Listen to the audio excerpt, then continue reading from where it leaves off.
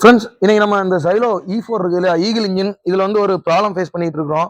என்னன்னா, இங்க வந்து பாருங்க, இந்த விட்டுருங்க P0704 இதுதாங்க ப்ராப்ளம்.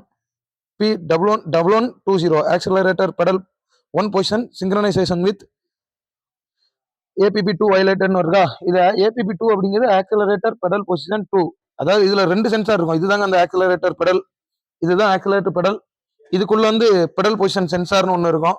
அது வேற ஒன்றும் இல்லைங்க, பொட்டன்சியோமீட்டர், மின்னழுத்தமானி இல்ல வேரியபிள் ரெசிஸ்டர்னு சொல்லுவோம் இல்லையா. இதுல பாருங்க ஒரு 6 பின் கொடுத்துருப்பாங்க.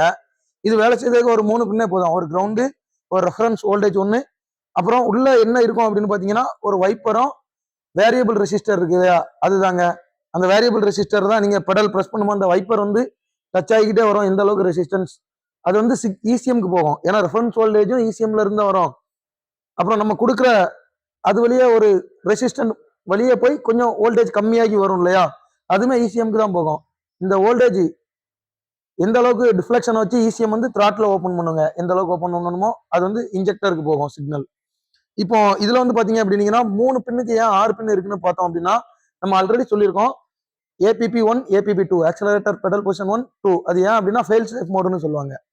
இப்போ பெடல் பொசிஷன் சென்சார் 1 ஃபெயிலியர் ஆயிருச்சு அப்படின்னா APP2 இருக்குல்ல பெடல் பொசிஷன் சென்சார், அது நீங்க எவ்வளவு ப்ரெஸ் பண்ணாலும் ஆக்சிலரேட்டர் வந்து ஒரு 2000 RPM டு 2500 RPMல தான் போகும்.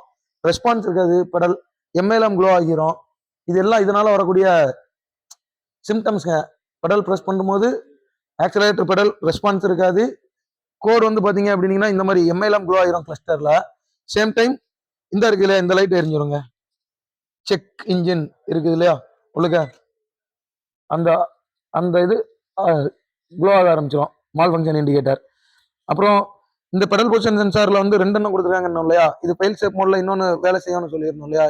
இது போக இந்த பெடல் பொசிஷன் சென்சார் இங்க இருக்கு பாருங்க, இதுக்குள்ள என்ன இருக்கும் அப்படின்றத நம்ம நாளைக்கு பெரிய வீடியோல லைவாவே போட்டுடலாங்க.